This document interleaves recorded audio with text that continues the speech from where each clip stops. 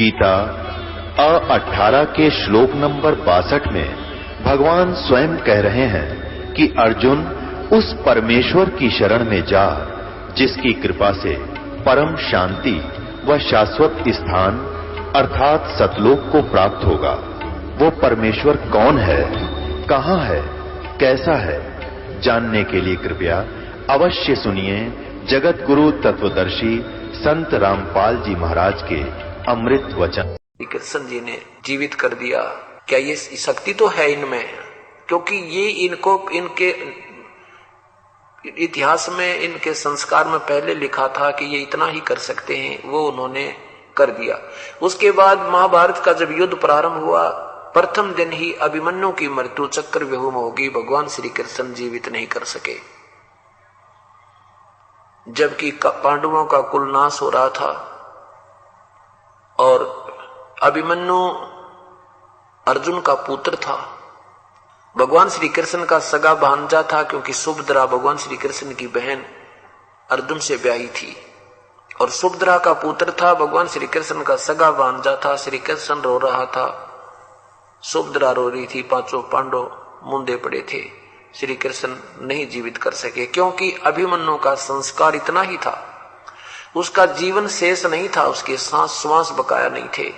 इसको कोई चेंज नहीं कर सकता, केवल कबीर परमात्मा ही कर सकता है। अब इन बातों से निर्णायक निर्णय होगा, तुलना से ही जो ना कंपैरिजन होता है। दोनों भगवानों की हिस्ट्री, कबीर परमात्मा की भी हिस्ट्री आप सुनोगे, कहानी सुनोगे, अमर कथा सुनोगे, इन भगवानों की हमने सुने रखी है। फिर भी ये दोबारा दोहरानी पड़ती है, क्योंकि बच्चा बचपन से ही अंग्रेजी पढ़ने लग जाता है और फिर क्योंकि धार्मिक संस्कार कम ही होते जा रहे हैं, तो ये सब कथाएं भी दास ने पहले आपको ताजा करानी पड़ती हैं, फिर उस भगवान की भी सुनानी पड़ती हैं, ताकि दोनों दुकानों को आप स्वयं देख ले, माल कौन सी में ठीक है। अब जैसे आपने सुना है कि सुदामा जी के तंदुल थोड़े से चावल खा के भगवान श्री कृष्ण ने और सुदामा जी का सुंदर महल बना दिया, गणा धन दे दिया। यो तो एक मंत्री कर दे अपने दोस्त की, एक बढ़िया कोई ऐसा कोटा दे दे इसमें ठाठम ठाठ हो जाए। ये इनका पहला संस्कार था, पिछले जन्म का संस्कार था, उतना ही इन्होंने करना था, वही कर दिया ना। और क्या कितने दारिद्र थे, और को नहीं किसी का कुछ किया, भगवान श्री कृष्ण ने को सुना जो कहानी और किया होता है। और भगवान कबीर साहब की हम बिना गिनती के आज सुना दो, जो आज करके दिखा रखा है वो तो पुराना तो छोड़ दो दूर। अब ये 10 साल के अंदर जो मालिक ने मौज कर रखी है अपनी पुण्य आत्माओं के ऊपर, थूक सूख जाए एक परिवार का जो अपनी कथा सुनाने लग जाता है, सुनने के कान बहरे हो जाए, इतने सुख दे रखे कबीर परमात्मा ने। क्योंकि दादू साहब कहते हैं, और संत सब कूप हैं ये केते श्रीता नीर, दादू अगम अपार है ये दरिया सत्य कबीर। ये ब्रह्मा विष्णु महेश जैसे भी शक्ति रखते हैं, लेकिन कबीर परमात्मा के समान नहीं है। जैसे कई तक कुएं हैं, कुओं से भी काम चला, लेकिन खेती सिंचाई कुओं से नहीं हो सकती, और खेती हो बिना केवल पानी तक काम चला ना, कुएं कुएं तो भी काम ना बना जब दरिया या कोई वर्षा साथ ना होता है। तो कहने का भाव यह है कि ये भी संत हैं, इनमें भी शक्ति है, लेकिन ये पूर्ण लाभदायक नहीं है। और कबीर साहब को समझो, ये तो दरिया हैं जिनका कभी जल का अंत नहीं होता, और सब काम आवे, पानी पीने के भी काम आवे, सिंचाई के भी काम आवे, नहाने धोने के भी काम, और कभी अभाव नहीं हुआ। श्री कृष्ण जी ने सुदामा जी का एक महल बना दिया 2 मुट्ठी चावल खा के, बिल्कुल ठीक है, इसमें कोई शक नहीं, ऐसा उन भगवानों ने कर दिया। लेकिन किया कहां से, ये आपको बहुत दिनों में समझ में आएगा। ये कैसे हुआ था, क्यों हुआ था, अगर आज ही आप क्लियर किया जाए तो ये आप असमंजस में पड़ जाओगे और सब झूठी कथा लगेंगी, क्योंकि हमने उन झूठी कथाओं को घना सुन रखा है और हमने सत्य भी फिर असत्य नजर आती है। कारण क्या है कि जैसे नीम के कीड़े ने नमक में कोई कीड़ा छोड़ रखा हो, या नीम के पेड़ पर कोई कीड़ा रहता हो और उसको बूरा में छोड़ देना, बूरा में खांड पे, वहां नहीं रुका वो, उसने अच्छी ना लगे, क्योंकि वो कड़वे खान का आदि बन गया। तो अब हमने जो कथाएं वो सुन रखी थी, धीरे धीरे हमारी ठीक होंगी, वो हम उसमें ज्यादा रंगे थे। अब आपको सुनाता हूं कि एक तैमूरलंग नाम का गरीब लोहार था, मुसलमान घर में जन्म था उसका। वित्तीय हालत इतनी कमजोर थी कि कभी कई बार तो भूखे रह जाते थे। पिताजी का देहांत हो चुका था। उनकी माताजी बड़ी धार्मिक थी, इतनी धार्मिक थी कि अतिथि कोई आते जाते रास्ता में रुक जाता, घर पे आ जाता तो अपना घर में जो भी 2 रोटी का आटा होता, 2 रोटी का आटा बनाकर अतिथि को खिला देती। आप मां बेटा भूखे रह जाते थे, इतनी धार्मिकता थी। तैमूरलंग क्या किया करता था कि भेड़ बकरियां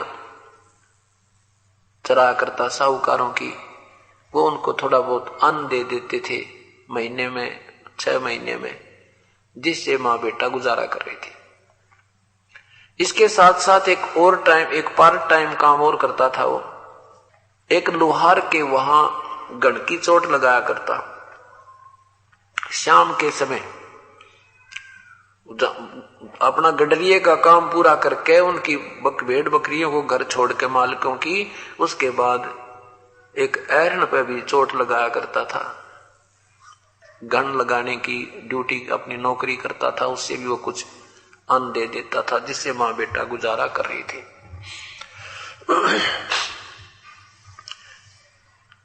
एक दिन उसी नगरी के आसपास की नगरी के राजा के अनुचर और उसी नगरी की एक जवान लड़की को, जो खेतों से पशुओं का चारा लिए आ रही थी, उसको जबरदस्ती उठाकर ले जाने की चेष्टा कर रहे थे। लड़की ने आवाज लगा दिया, अरे तुम तैमूरलंग मेरी रक्षा कर, तैमूरलंग मुझे बचा ले। अब पहाड़ी दौरे तो लठ होता है, और देकर लठ भाग दिया। मट्टा मटून सिपाही कूट दिए उसने। अब उन सिपाही कई थे, वो एक था। सिपाहियों ने बहुत ज्यादा पीट दिया, बहुत मर्द सम कर दिया और लड़की को ले गए। पहले ये राजा लोग बदमाशी बहुत कराया करते।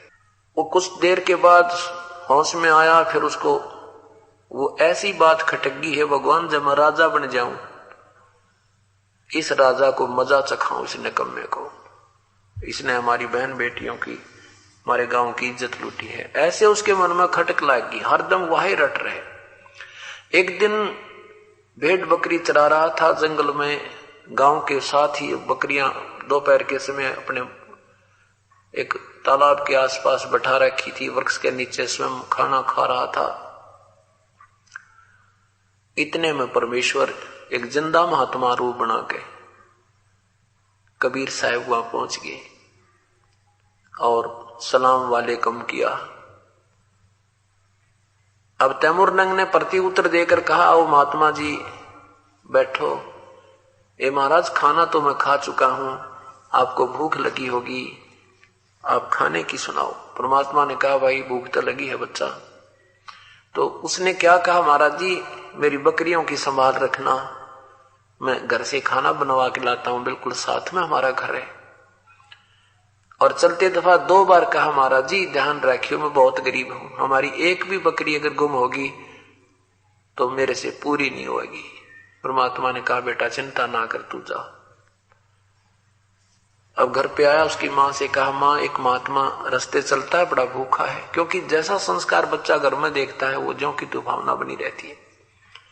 वही मां जो मां को आते जातों को प्रार्थना करके भाई खाना जरूर खा के जाना है, ऐसे ही उन्होंने महात्मा जी इसकी तरफ के लिए कहा। तो मां से आकर कहा, मां एक महात्मा बहुत भूखा है, रोटी बना दे। घर में 2 रोटी का आटा शेष था, बस मां ने तुरंत आटा रोटी बना दी और कहा, बेटा तू ऐसे बकरी छोड़कर मत आया कर, हम बहुत गरीब हैं और कोई बकरी एक भी गुम होगी तो बेटा कैसे पूरा पटेगा। तो उसने कहा, तैमूरलंग ने कहा, मां वो महात्मा कह रहा है कि बेटा तू चिंता ना करिए, मैं कति रुखाड़ा हूं। अब दोनों मां बेटा, मां ने सोचा चलो मैं महात्मा के दर्शन भी कराऊंगी और बर्तन वापस ले आऊंगी। दोनों मां बेटा लोटा पानी का लेकर 2 रोटी बनाकर आ गई। महाराज जी के सामने रोटी रख करके माई कहने लगी, हे महात्मा जी, हम बहुत गरीब हैं। महाराज जी, हम बहुत बहुत ज्यादा घाटे में हैं, बहुत टोटा है हमारे यहाँ, बहुत दारिद्र हैं। हे भगवान, को दया करो, कुछ जंतर मंत्र बता दो, हम धनवान हो जावा।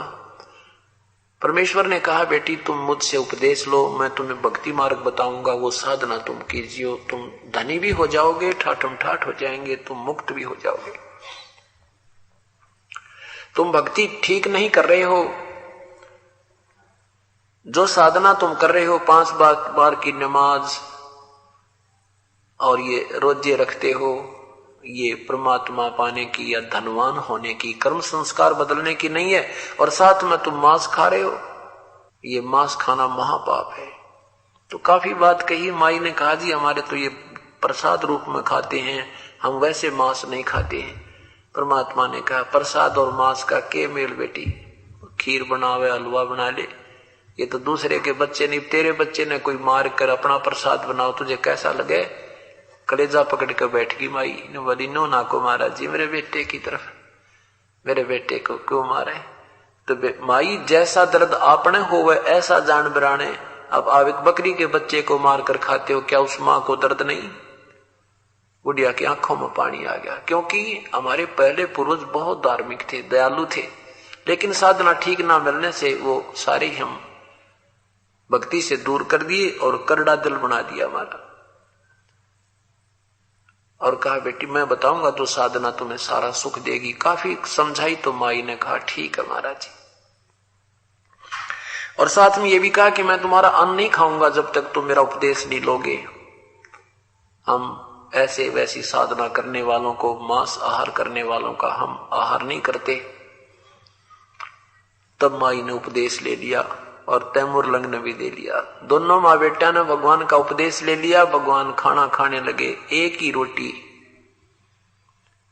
परमेश्वर ने खाई। जब तक खाना खाया तो माई ने 20 बार प्रार्थना की, हे महाराज जी हम धनी हो जाएंगे, हे महाराज जी हमारा ये कर्जा उतर जाएगा। अब देखो, अंधा आंखें मांगता है, बांझ पुत्र मांगती है, निर्धन धन ही मांगता है। भगवान तो फिर बाद में मांगांगे जब ये रिक्वायरमेंट पूरी हो जाएंगी। तब क्या कहा, अब परमात्मा ने क्या किया, वहां एक बकरी बांधन की बेल पड़ी थी, लोहे की चैन सी होती है बकरी पशु बांधने की। उस वह बेल उठाई, एक रोटी खाकर जल का लोटा पीकर परमात्मा ने वह लोहे की बेल उठाई और उसको 4 बार मोड़ दिया। वह 1.5 फुट की रहेगी। और खड़ा होकर के उस तैमूर लंग की कमर में परमात्मा ने 7 बेल मारी नो, 1 2 3। अच्छा कड़ाका उठता दिखा पर दर्द ना हो, वो ऐसा मारे जैसे लाडों में मारा करे, प्रेम में मारते। और फिर मारे मुक्के और लात। अब माई ने सोचा कि ये तो पागल आदमी था और मैंने घनी बार इसको कह सुन दिया, ये पागल ने मेरा बेटा कूट दिया। मन में ऐसी विचार आई, कहने लगी, महाराज जी मेरे बच्चे ने कोई गलती कर दिया, आपने इसको मार रहे हो, कूट रहे हो। परमात्मा ने कहा कि ये जो 7 बार सांकल मारी है ना, ये बेल मारी है तेरे बेटे के, माई तेरे बेटे को 7 पीढ़ी का राज दे दिया। 7 पीढ़ी राज करेगी तेरा। और पीछे ये लात लो तुम्हारी है ना, फिर तुम्हारा 7वीं पीढ़ी के बाद राज्य खंड हो जाएगा, टुकड़ा में बट जाएगा।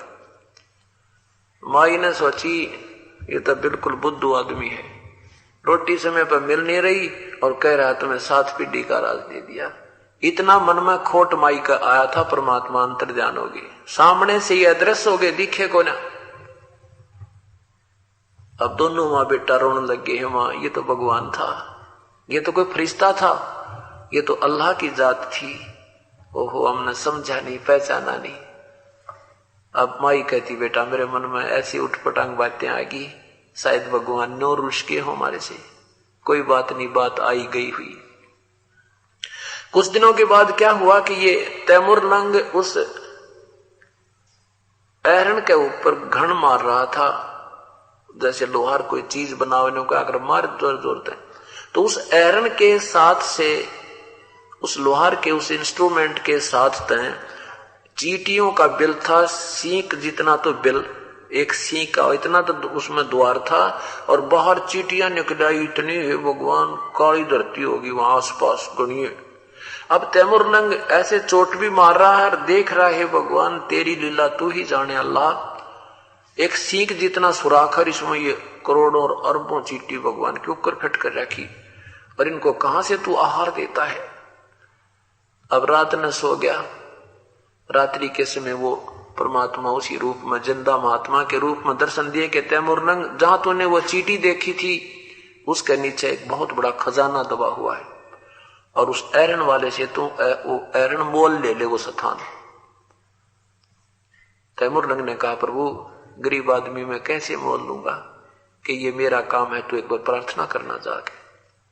जब परमात्मा काम बनावे तो दोनों तरफ खेलता है। तो सुबह उठा उसकी मां ने, मां को भी ही दर्शन दिए, संत जी दिखे उसी रूप में दिखाई दिए। तो मां ने, तैमुरलंग ने कहा मां वही महात्मा जी मुझे आज स्वप्न में दिखाई दिए थे और ऐसे ऐसे सारी कहानी वो बताकर चले गए। मां कहने लगी बेटा दिखाई तो मुझे भी दिए थे पर वो कह क्या रहे थे ये मैं समझ नहीं पाई। बेटा देख ले ट्राई करके, अगर वो ऐरण दे देता है। उधर से परमात्मा ने उस ऐरण वाले के मन में ऐसी प्रेरणा भर दी कि मेरे पास काम ज्यादा हो गया, ये स्थान थोड़ा है, भीड़ भड़ाके की जगह होगी, मैं ये कोई मेरा 1 वर्ष में भी दे देना पैसे उसने भी दे दूं और मैं अपना अलग से कोई स्थान लेकर के वहां बढ़िया ढंग से बनाऊंगा। मेरा अच्छा काम चल गया। अब तैमुरलंग गया, डरता डरता सा विचार किया कि मैं आपसे एक प्रार्थना करना चाहता हूं।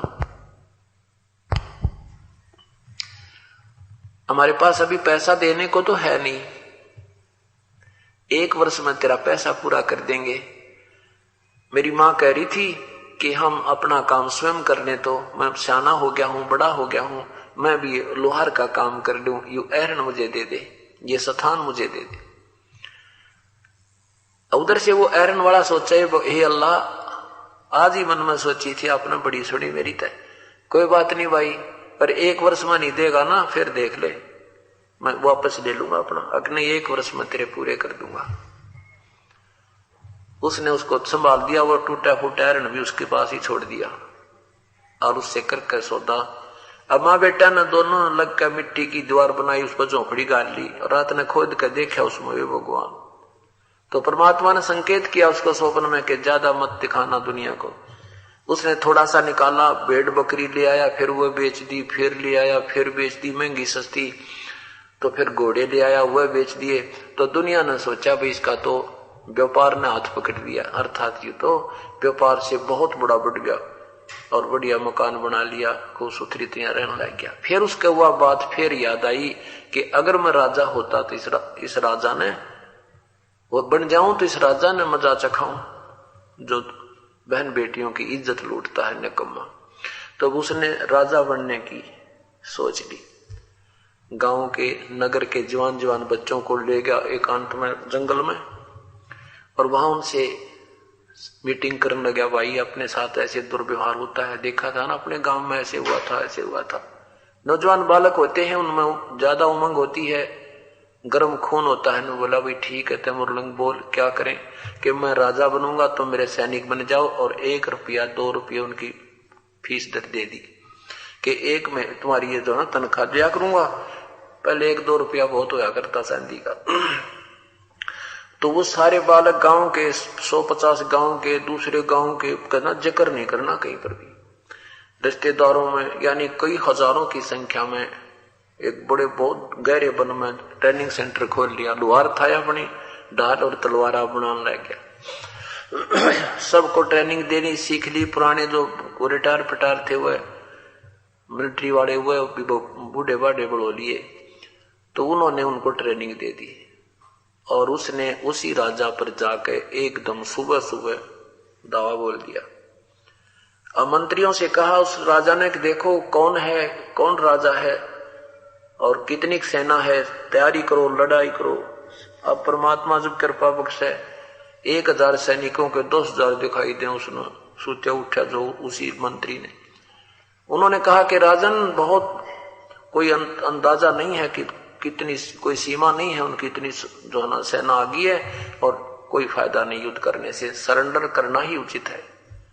कहते हैं उस राजा ने सरेंडर कर दिया अपना। वो निशान होते थे, झंडे नीचे कर दिया करते थे और सब बाहर आ जाते थे नियत थे होकर के। उन सबको पकड़ दिया, उनकी सेना के सारे हथियार काबू कर लिए। अब देखो यहां आ जाता है, जब वो भगवान से डरने वाला हो गया था, उपदेशी था, उसने कहा कि निकम्मे, तुझे अगर नाम ना ले रखा होता, मेरे गुरु ना होते, तो तुझे टुकड़े टुकड़े करके चौराहे पर डालता। लेकिन अब तुझे मारूंगा नहीं, तू जा अपना भिक्षा मांग से मजदूरी कर, तुझे छोड़ देता हूं। वो न्यों न छोड़ दिया, मारा नहीं उस राजा को। और फिर उस राजा की सेना ली, फिर दूसरे राजा पर अल्टीमेटम भेज दिया, उन्होंने भी सरेंडर कर दिया। कहते हैं दिल्ली पर भी तैमूरलंग का राज्य हो गया और यहां पर अपना एक नुमाइंदा बैठा दिया दिल्ली के तख्त पर। तो कहते हैं तैमूरलंग से लेकर औरंगजेब तक 7 पीढ़ी ने तैमूरलंग की ने शासन किया। औरंगजेब के बाद ये इनका राज्य टुकड़ों में विभाजित हो गया था, ये इतिहास गवाह है। रोटी तैमूरलंग को दीनी, ताते 7 बादशाही लेनी। एक रोटी खाई थी तैमूरलंग की, परमात्मा ने 7 पीढ़ी का राज दे दिया और साथ में मुक्ति दी वाली। इस तैमूरलंग ने भी फिर बकवाद करनी शुरू कर दी थी, क्योंकि यो राजा जब बन जाता है प्राणी, यो बहुत जुल्म कर डालता है, बहुत हत्याएं शुरू कर दी। सारी पृथ्वी पर बेसब्रा हो गया राज को बढ़ाने में। फिर इसको परमात्मा एक दिन फिर मिले शिकार में और इसको कहा कि 2 कौड़ी के जीव तुम भूल गया उस समय को, तू कहां दुनिया का लूट रहा है और ये इतनी हिंसा कर रहा है, तुझे महापाप लगेगा। उसी दिन से अपने पुत्र को देकर के राज्य तैमूरलंग ने अपना वैराग्य ले लिया, अपनी भक्ति की नए सिरे से उपदेश लिया, अपना कल्याण कराया। बोलो सतगुरुदेव की जय। हमें यहाँ का कोई भी राज्य या कोई पद पोस्ट या धन कति खारा लगन लग जाएगा। इंद्र दा राज कागदा बेस्टा ना भोगा, इंद्राणी नो सुख दे पास हुरंबा आई, जाका ध्यान लग्या निर्वाणी नो। जब हमें उस परमात्मा के सुख का आभास हो जाएगा तो यहाँ का कोई भी सुख हमें पसंद नहीं रहेगा। तो तब हम परमात्मा के देश में पहुंचेंगे, वहां जो आनंद होगा उसका कोई भी वर्णन यहां किसी से तुलना नहीं की जा सकती। अब कबीर परमेश्वर की अन्य आपको कुछ महिमा और सुनाते हैं। जब भी हम किसी वस्तु के गुणों से परिचित होंगे तभी हम उसकी तरफ अधिक आकर्षित होंगे और उसको पाने की तड़प बढ़ेगी। फिर हम सिर धड़ की बाजी लगा देंगे, उस परमेश्वर को पाकर ही छोड़ेंगे।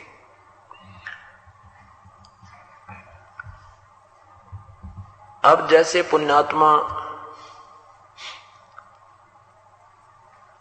सत्संग सुनते हैं, उनको ये भी पता लगता है कि सतनाम अनमोल मंत्र है। सतनाम के बाद यदि सारनाम नहीं मिला तो भी व्यर्थ है। तो उसके लिए आपकी तड़फ बढ़ती जा रही है, प्रत्येक भक्त की, भाई की, बहन की। प्रथम मंत्र जो है आपको, ये प्रथम मंत्र तो यहाँ का बहुत बड़ा मंत्र है और हमारा ये फर्स्ट एड समझो, प्राइमरी क्लास का मंत्र है। सतनाम जो है ये 2 मंत्र का है, एक इसमें ओम मंत्र है, दूसरा इसमें सोहम मंत्र है। ये सोहम मंत्र यहां इस पृथ्वी के किसी शास्त्र में नहीं है। परमेश्वर कहते हैं सोहम शब्द हम जग में लाए, सार शब्द हम गुप्त छपाए, नामा छिपा ओम तारी, पीछे सोहम वेद विचारी, सार शब्द पाया जद लोई, आवागमन बहुर ना होई। रामानंद ओम की आशा, तात खंडित सोहम समासा।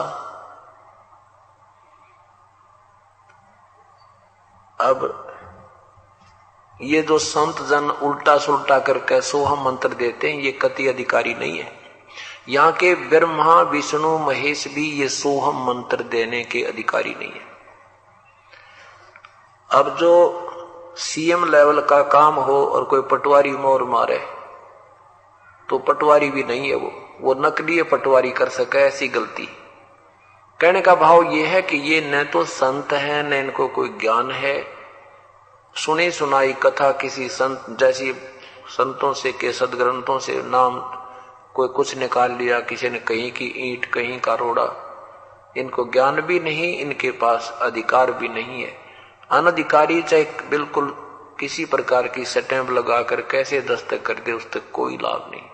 तो यही कारण है कि हम भक्ति मार्ग से स्वयं अपरिचित हो गए और इन्होंने हमारा अंडोला बना रखा। कोई किसी ने लाल कपड़े पहन लिए महाराज जी हो गया, 4 माला डाल ली वो महाराज जी दिखने लग गया, सिर पर मुंड मुंडा लिया या दाढ़ी मूछ बढ़ा ली, हमने वो संत दिखाई देने लग गया।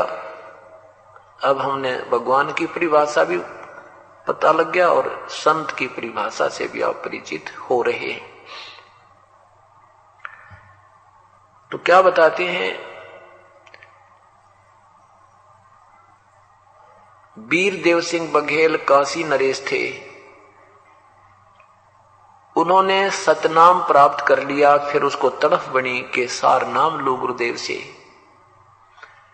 वीरदेव सिंह के घर पर महल पर वीरदेव सिंह परमात्मा के पास गए और कहा, भगवान आपका दास सार नाम के योग्य हो गया हो तो दया करो प्रभु, आप ही बताते हो कि सार शब्द नहीं मिलेगा तो जीव मुक्त नहीं हो सकता।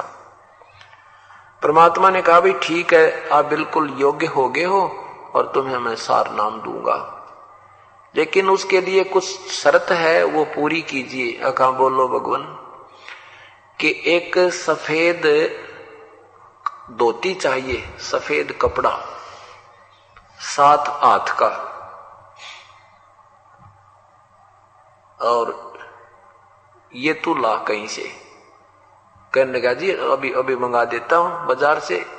परमात्मा ने कहा नहीं, मैं बताता हूं वो मंगाना। कहां से?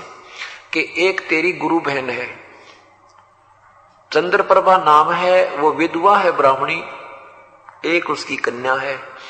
उन दोनों माँ बेटी ने भी उपदेश ले रखा है। उस लड़की ने, उस बहन ने, चंद्रप्रभा पंडितानी ने अपने आंगन में, अपने मकान के सामने खाली जगह पर बगीची में ये कपास का पौधा बीज रखा है और उसको गंगा जल से सींचा है, और वो जो बड़ा हुआ तो उससे जो कपास बनी उसको स्वयं ही काटा है, स्वयं ही उसको लोडा है, फिर काट के और अपने हाथों से एक पवित्र धोती तैयार कर रखी है। वो कपड़ा ला दे तू, फिर तुझे मैं सार नाम दूंगा। वही कपड़ा लाएगा तो मिलेगा, अन्यथा नहीं मिलेगा। अब वीरदेव सिंह बघेल ने सोचा, ये तो कोई भी बात को नहीं, बहन से प्रार्थना करूंगा। और वैसे भी रैयत राजा को मना नहीं किया करती, पर जनता जो होती है राजा का हर बात की आज्ञा का पालन करते हैं। और कुछ पैसे लेगी, लालच करेगी तो 10 रुपए फालतू ज्यादा दे दूंगा, मुझे तो आत्म कल्याण कराना है। वीरदेव सिंह बघेल, वीर सिंह बघेल ने, उस नरेश ने, काशी नरेश ने सैनिकों को कहा, भी जाओ उस बहन के पास जाओ, उनको कहो कि आपसे राजा आपसे मिलने आ रहे हैं, बस इतना ही बताना और कोई जिक्र मत करना। सैनिक पहुंचे, सैनिकों ने उस बहन से कहा कि आपके यहाँ राजा आ रहे हैं। अब वो लड़की ने सोचा, भी मेरे घर पे राजा का आना अच्छी बात तो है नहीं, गरीब के घर पर राजा आ रहा है। फिर भी देखो ये भगवान, राजा को कौन मना करे, कोई कितना वो। तो आने से पहले अपना बढ़िया एक पलंग पर चादर बिछा दी, स्वच्छ दूध गर्म कर लिया कि आओ भगत करूंगी अपने राजा की। राजा जाकर पलंग पर बैठ गया। वो बहन प्रणाम करके दूध ले आई। वीरदेव सिंह बघेल ने कहा कि बहन जलपान पीछे करूंगा मैं, पहले एक मेरी अर्ज सुन ले। उस बहन ने कहा कि हुक्म करो, आप राजा हो, हम आपके बच्चे हैं, हम आपकी जनता है। वीर सिंह ने कहा कि बहन, मैंने सारनाम लेना है गुरुदेव से, और गुरुदेव ने ये शर्त रखी है कि मैं आपसे एक धोती, आपने जो आपके पास है वो धोती लेकर जाऊं, नहीं तो मुझे सारनाम नहीं मिलेगा। उस लड़की ने कहा, जी मेरे पास तो बहुत सी धोतियां हैं, यह कौन सी बात, आप धोती ले सकते हो, कोई दिक्कत नहीं। फिर वीर सिंह बघेल ने कहा कि जो धोती तूने अपने आंगन में ऐसे ऐसे कपास के पौधे बीज के गंगा जल से स्वच्छ ढंग से नहा धो के जिसको पवित्र तरीके से तूने धोती बनाई है ना, वो कपड़ा दे दे बहन बनाए मेरे को। तो चंद्रप्रभा कहने लगी, महाराज जी यह धोती नहीं दे सकती मैं आपको, ये मैंने अपने भगवान के अंदर जो ना ये आंट गाल रखी है मैंने, ये नहीं दे सकती मैं किसी कीमत पर भी। वीर सिंह ने कहा, बहन मेरे जीवन का फैसला है, पुण्यात्मा जब आपको इस परमात्मा की महिमा से का ज्ञान होगा तो आपको इतना अच्छा लगेगा, इतनी लालच बन जाएगा। तो क्या कहने लगा कि बहन आज मेरे जीवन का सौदा है, यदि मुझे सारनाम में नहीं मिला तो मेरा जीवन व्यर्थ हो जाएगा। आप जो पैसा लगा आपका वो ले लो और तैयार कर लेना। वो कहने लगी, भगवान राजन इसके विषय मत आप जिक्र भी मत करना, यदि आप नहीं मानोगे तो मैं आपका राज त्याग सकती हूं, मैं यहां से देश निकाला ले सकती हूं, पर यह अपने भगवान की वस्तु आपको नहीं दे सकती। राजा ने कहा, बहन तुझे मैं 5 गांव दे दूंगा, तुझे वहां की मैं जो है ना हेड बना दूंगा, तो मेरे मना मत ना करे, मेरा जीवन व्यर्थ हो रहा है। चंद्रप्रभा ने कहा कि भगवान ज्यादा ना मत करवाओ मेरे से, मैं यह धोती नहीं दूंगी आपको। यूं कहकर बैठ कर रोने लगी। वीर सिंह ने कहा, बहन फिर सोच ले, लेकिन उत्तर नकारात्मक ही मिला। तो वीर सिंह उठकर चल पड़ा, परमात्मा के पास पहुंचा और ढीला मुंह लटका रखा, बैठ कर चरणों में जाके परमेश्वर ने पूछा कि वीर सिंह क्या बात रही, धोती नहीं लाया तो? कहने लगा, भगवान मैं दुर्भाग्यशाली हूं, मैं बहुत मंदकर्मी प्राणी हूं, और मैंने उस बहन से बहुत याचना की, उसने वो धोती देने से कति मना कर दी। मैंने 5 गांव का भी लालच दे दिया, पर उस बहन ने कति नहीं मानी। वो परमात्मा ने पूछा, वो क्या करेगी, उसका उस धोती का क्या करेगी वो लड़की? वीर सिंह ने कहा कि वो कह रही थी, ये मैंने अपने भगवान जगन्नाथ के लिए तैयार की है और मैं उसके ऊपर चढ़ाऊंगी। परमात्मा ने कहा, कबीर परमेश्वर ने कहा, भाई एक काम करते तू, मैं अपनी शर्त को ढीला करता हूं, और उस धोती को जब वो बहन वहां चढ़ाने जाओ ना, काशी से वहां पहुंचेगी पुरी में, उसके बीच का जो सफर है वो जंगल भी है, पहाड़ भी है, और वो तो धुन लगी है उसकी, तो वो जाएगी अवश्य। रास्ते में उसको कोई दिक्कत ना हो तो इतनी मदद करा दे। उस बहन जब वह धोती चढ़ा कर वापस आ जाएगी, मैं तुझे सारनाम दे दूंगा, मुझे कोई कपड़े की जरूरत नहीं। अब वीर सिंह ने तो बड़ी खुशी हुई है, भगवान हे परमात्मा, अपनी बहन के लिए रथ जुड़वा दूंगा, पालकिया में बिठवा कर भिजवा दूंगा, और बिल्कुल दिक्कत नहीं आने दूंगा। तो उधर से चंद्रप्रभा ने सोचा था, राजा गर्जा कर सोचा करे, मैंने इसका अनादर कर दिया, और अवश्य कोई बुरी खबर मेरे लिए आवेगी, मैं तैयार हूं, कुछ भी चाहे कोई सजा मुझे मिले, परमात्मा के लिए सब सजाएं मैं सहन करने को तैयार हूं। 2 सिपाही गए, वो भी जानकी कहां आ गया संदेशा कोई ना कोई। उन सिपाहियों ने कहा कि बहन, राजा ने कहा है कि आप किस दिन वहां जाओगे जगन्नाथ के मंदिर में ये धोती चढ़ाने के लिए, समर्पण करने के लिए।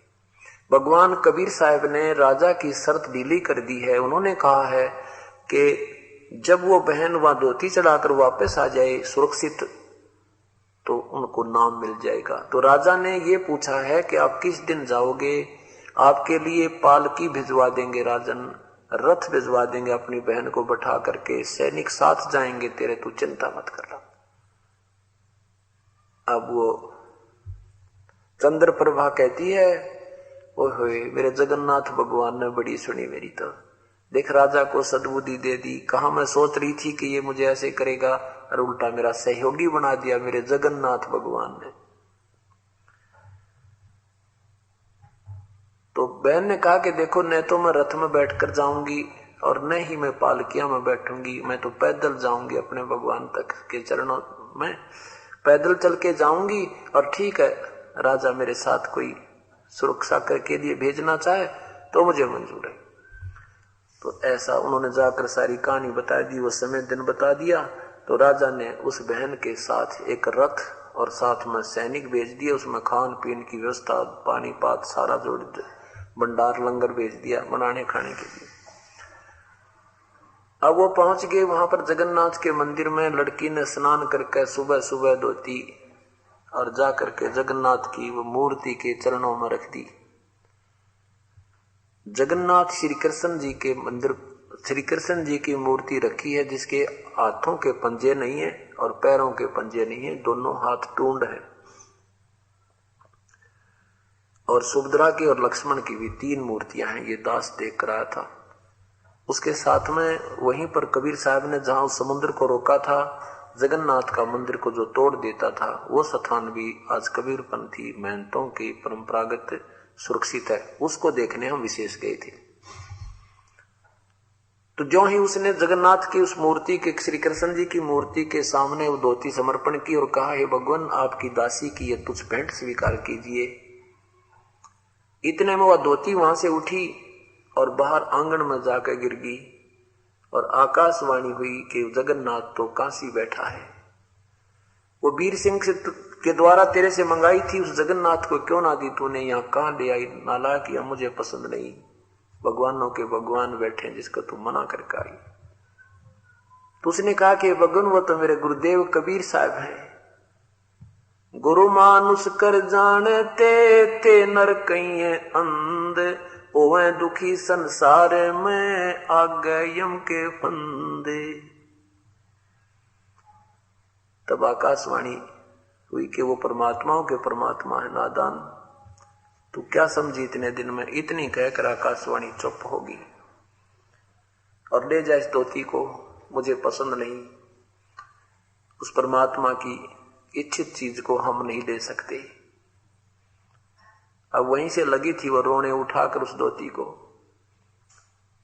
और वहां से वहां तक 10 दिन 8-7 दिन लग जाते पैदल चालन में। वापस बनारस आई रोती हुई। उस दिन परमात्मा वीर सिंह के महल में पहुंच गए, अंतर्यामी थे।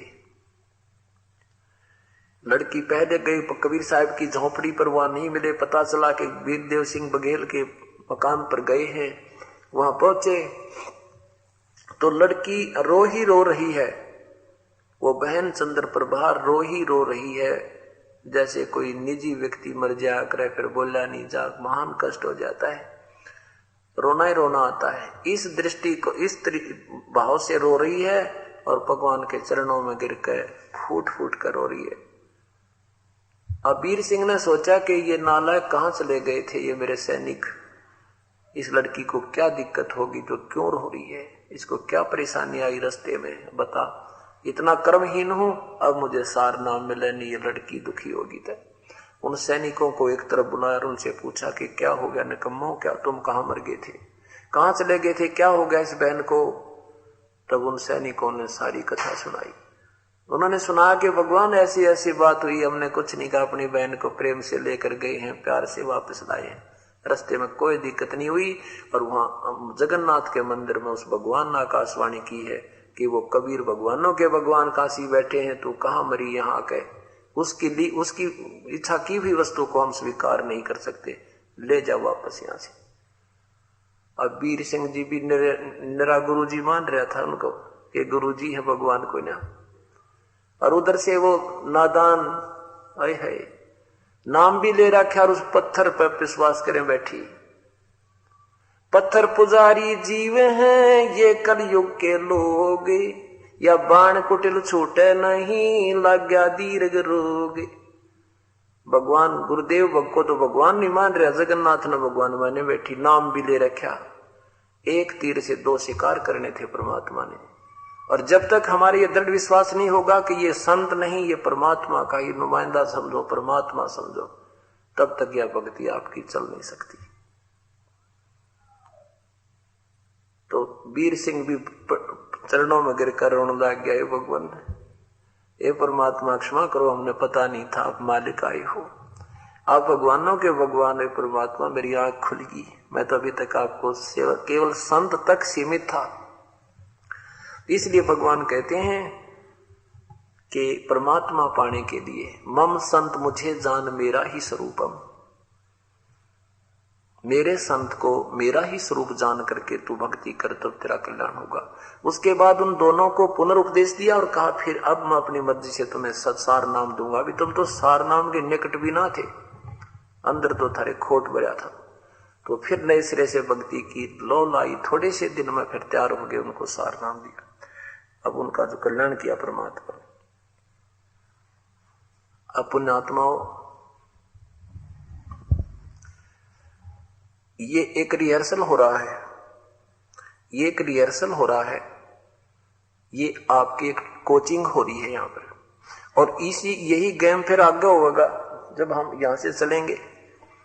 जैसे बच्चे स्कूलों में अपनी तैयारी करते हैं गेम की, और वही फिर आमने सामने टीम होती है, फिर उनमें वो जो की तो दाव लगाने होते हैं, उसी तरीके से खेलना होता है। तो अब जो तुम्हें रिहर्सल कराई जा रही है, ये कथा ज्ञान सुनाए जा रहे हैं, ये आपको आगे जब आपकी परीक्षा होगी, जहां पर वो गेम होगा, तो वहां मार ना खा जाओ। परमात्मा कहते हैं आपने गुरुदेव को भगवान मानना होगा, और जब तक आप भगवान नहीं मानोगे आपकी ये प्रॉब्लम सोल्व नहीं हो सकती। जैसे गणित का सवाल होता है ब्याज का, उसमें मानना पड़ता है, मान लो मूलधन 100 रुपए, और वो करोड़ों का मूलधन होता है, लेकिन फिर भी उस करोड़ों के मूलधन को ज्ञात करने के लिए, प्राप्त करने के लिए हमने मानना पड़ता है, मान लीजिए मूलधन 100 रुपए, और वो 100 रुपये मूलधन मानने बिना वो इक्वेशन सोल्व नहीं हुआ, वो हल नहीं हो सकता प्रश्न, वो बालक फेल हो जाता है। बेशक वो पूर्ण धन नहीं है 100 रुपये, लेकिन उस 100 रुपये बिना वो मूलधन मिला को नहीं। तो ऐसे ही ये दास उस परम पिता का भेजा हुआ एक दास है, और आपने इस दास को भगवान मानना पड़ेगा, मानना पड़ेगा। मान लो गुरुजी भगवान, तब आपको कबीर भगवान मिलेंगे, नहीं तो कति नहीं मिलेंगे। ये नियम है ईश्वर का। गुरु मानुष कर जानते ते नर कहिए अंधे, वह दुखी संसार में आगे यम के फंदे। जैसे गुरु या भगवान भगवान हम कर रहे हैं, और परमात्मा आपके पास आ जाए और आपसे बात करे, आपसे कहे बेटा शराब नहीं पीना है, आपने बीड़ी नहीं पीनी है, चोरी नहीं करनी है, किसी की आत्मा नहीं दुखानी है, तो आप क्या करोगे? आप उनकी बात को मानोगे, क्योंकि भगवान कह रहा है। तो यही दास कह रहा है, समझो कबीर परमात्मा कह रहा है, यही सोचकर आपने ये बुराई और आज्ञा का पालन करें सरेगा, तो तब हम परमात्मा पाएंगे, नहीं तो नहीं मिल सकता।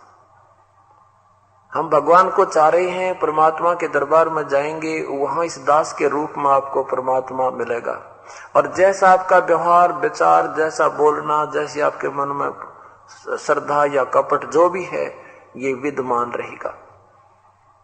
और यदि आपने यहीं से वो रिहर्सल कर ली कि कबीर ये परमात्मा है, बस परमात्मा के समक्ष कैसे बोलते हैं, कैसा व्यवहार करते हैं, निष्कपट बात करते हैं, संत के सामने झूठ बोलने की कति आवश्यकता नहीं होती, वो आपका पाप ही होता है।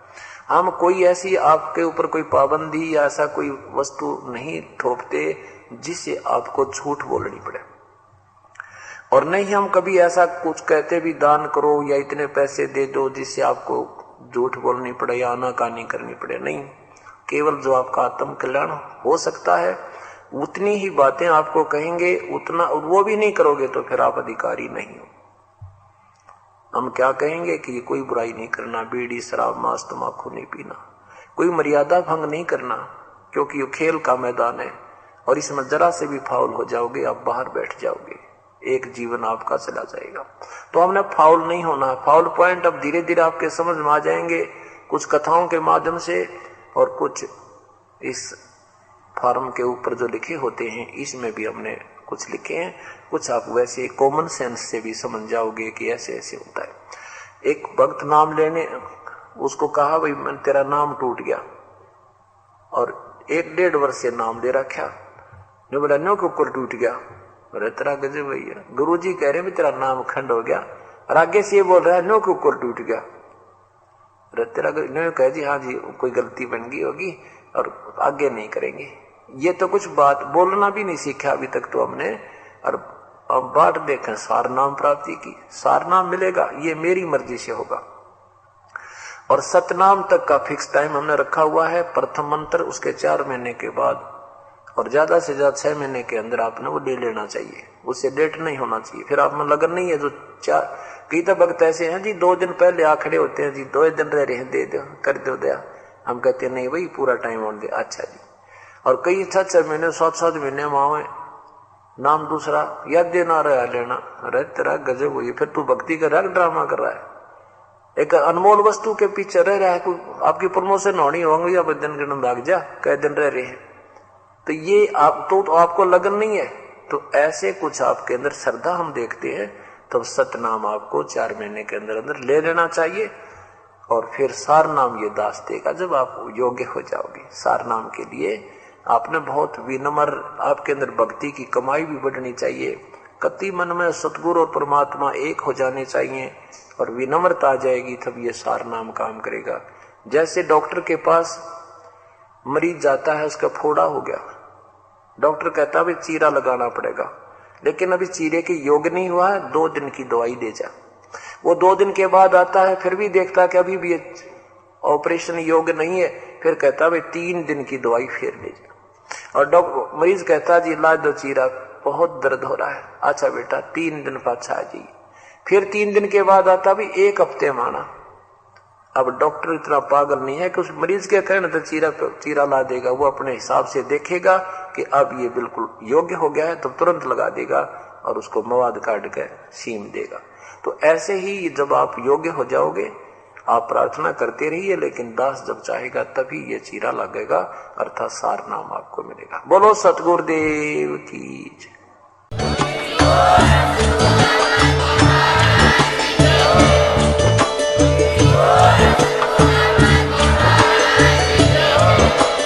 आप सुन रहे थे जगत गुरु तत्वदर्शी संत रामपाल जी महाराज जी के मंगल प्रवचन। अधिक जानकारी के लिए विजिट कीजिए हमारी वेबसाइट www.jagatgururampalji.org। संत रामपाल जी महाराज जी के शुभ आशीर्वाद से पूरे विश्व भर में 500 से भी ज्यादा नाम दीक्षा केंद्र हैं, जिन पर संत रामपाल जी महाराज जी द्वारा ऑनलाइन निशुल्क नाम दीक्षा दी जा रही है। अपने नजदीकी नाम दीक्षा केंद्र का पता करने के लिए संपर्क करें 8222880541।